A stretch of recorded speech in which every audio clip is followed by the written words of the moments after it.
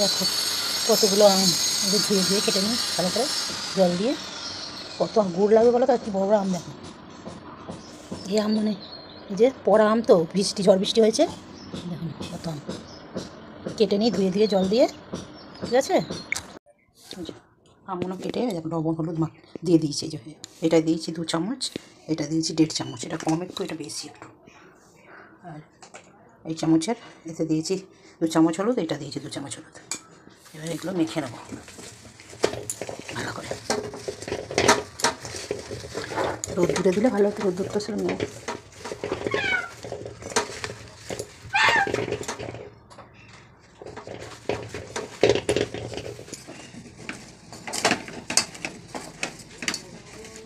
ভালো করে মাখিয়ে নেবো। দেখো আমগুলো সব নুন হলুদ মাখিয়ে রেখেছিলাম, অনেক জল বেরিয়ে গেছে দেখছো, এক ঝুড়ি আম। এখানে কড়া বসিয়ে দিয়েছি, কড়াটা এতে নুন হলুদ মাখানো ছিল না, জানি এগুলো লঙ্কা দিয়ে দিলাম। কড়াটা গরম হয়ে গেছে, বসিয়ে দিয়েছি তেলে। আছে 12-14টা হবে লঙ্কা দিয়ে দিলাম।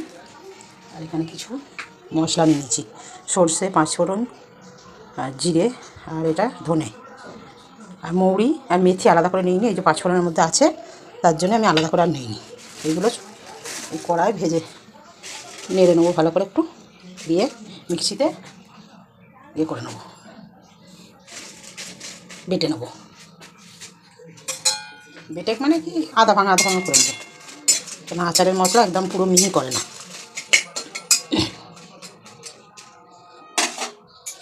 এইগুলো একসাথে দিয়ে দেবো।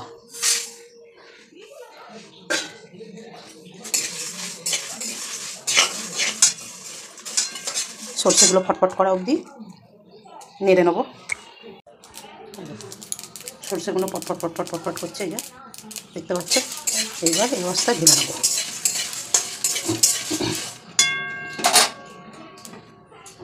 এর থেকে বেশি পুড়ে যাবে এবার মশলাটা।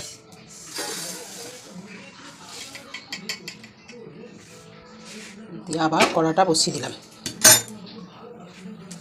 দিয়ে দেবো তেল।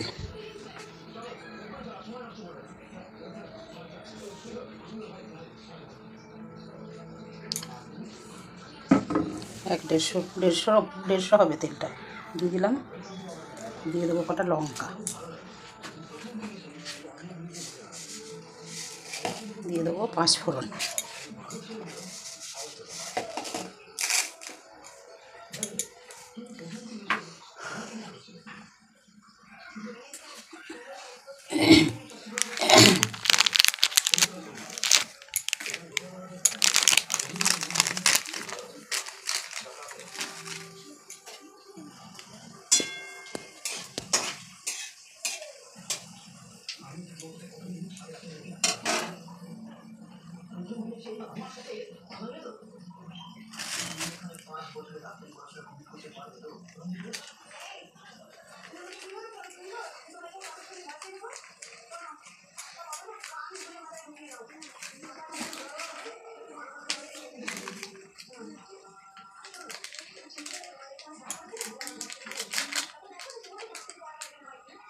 এবার দিয়ে দেবো ওই যে একটু লঙ্কা গুঁড়ো, আর একটু সামনে সাইডে কাশ্মীরি লঙ্কা লাল হওয়ার জন্য।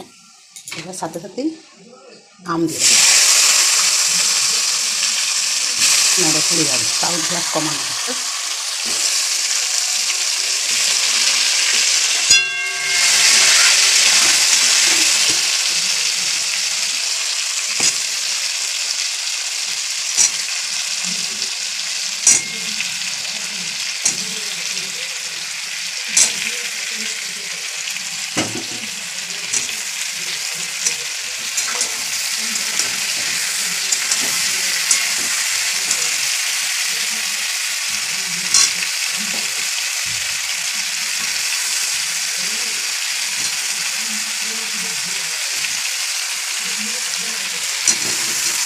আমটা দিয়ে দেবো।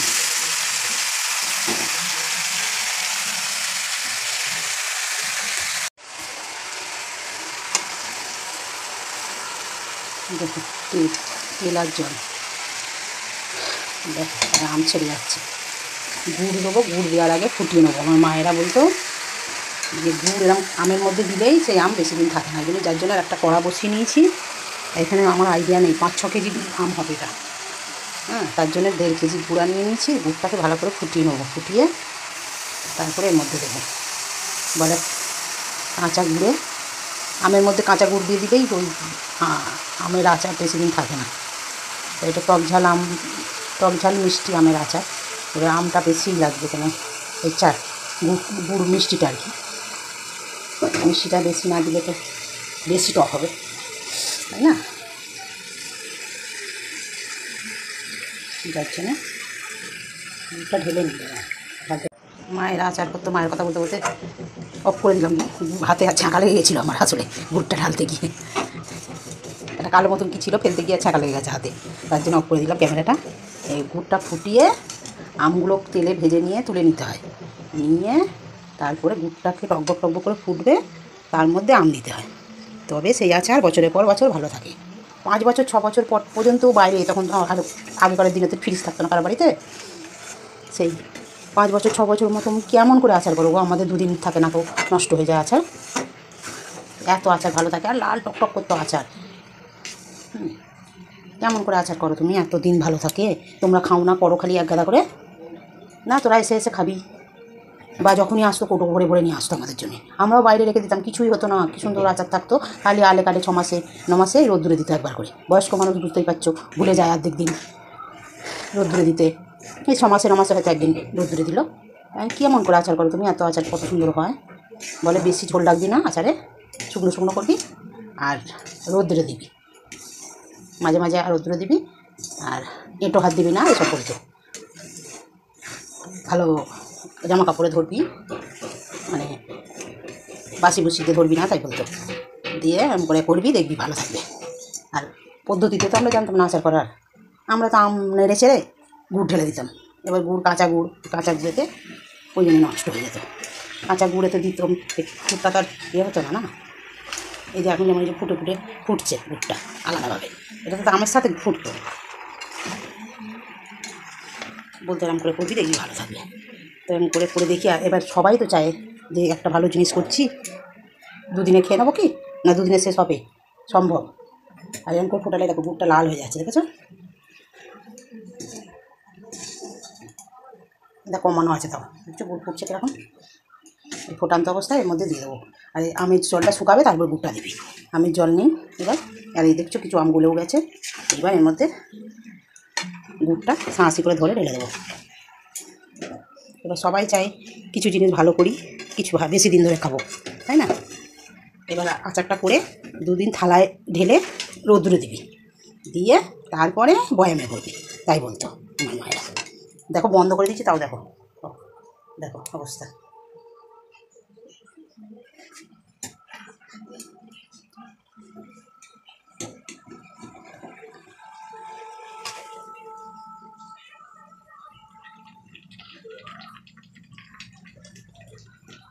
পুরো 1.5 কেজি গুঁড়ি দিয়ে দিলাম, অনেকটা আম তো, দেখছো তো পরিমাণটা।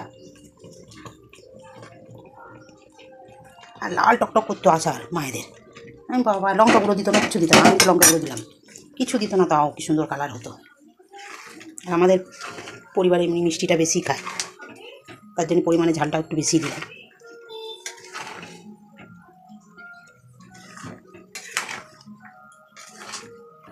সাথে মিশিয়ে নিই। নুনটা তো দেওয়া ছিল, তার মধ্যে আবার আম থেকে কিছুটা ঝরেছে, এবার নুনটা দেখে দিতে হবে একবার। এখনও ভাজা মশলাটা করা হয়নি, ভাজার মশলাটা করে নিই এবার। চলো, আর এটা ছেঁচে দিই। বাবা কি ছেটাচ্ছে কি এবার, দেখো কালার এসছে কত। মায়েদের এরকম কালার হতো আচারের, একদম লাল করছো। আর মা বলতো সবসময় বাগড়া হলে, মানে এমন বটি দিয়ে তোমার চাপ দিয়েও কাটা যাবে না, এরম আমের আচার বেশি ভালো হয়। তো এই আম তো কিছুটা কুচি আছে, জানি না কিরম, মায়ের পদ্ধতিতে তো করলাম, জানি না কিরম হবে। ছেটাচ্ছে কি এবার, দেখো কালার এসছে কত। মায়েদের এরম কালার হতো আচারের, একদম লাল করছো। আর মা বলতো সবসময় বাগড়া হলে, মানে এমন বটি দিয়ে তোমার চাপ দিয়েও কাটা যাবে না, এরম আমের আচার বেশি ভালো হয়। তো এই আম তো কিছুটা কুচি আছে, জানি না কিরম, মায়ের পদ্ধতিতে তো করলাম, জানি না কিরম হবে।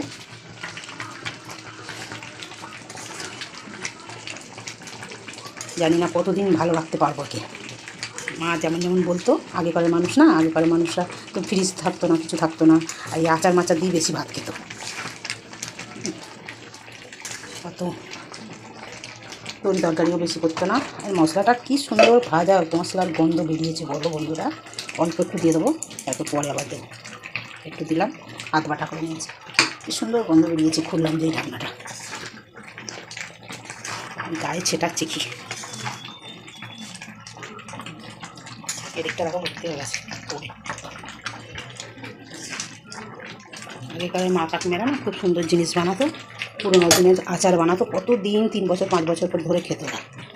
আর আমাদের আচার থাকেই না।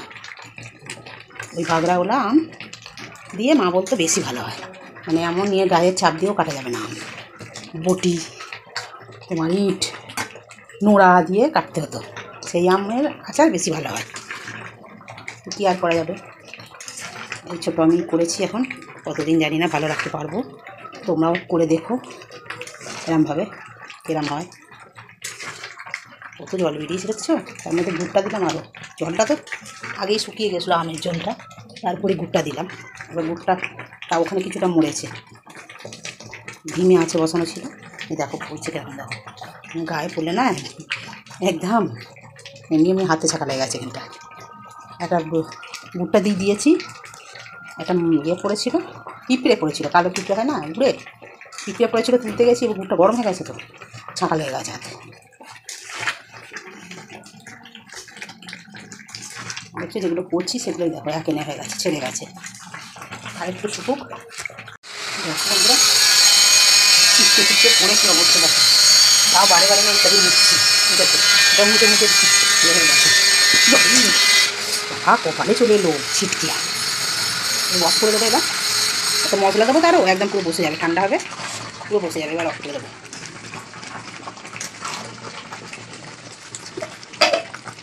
মশলাটা দিয়ে দিই, এবার মশলাটা দিলে পুরো শুকনো হয়ে যাবে, এইটুকুনি থাক।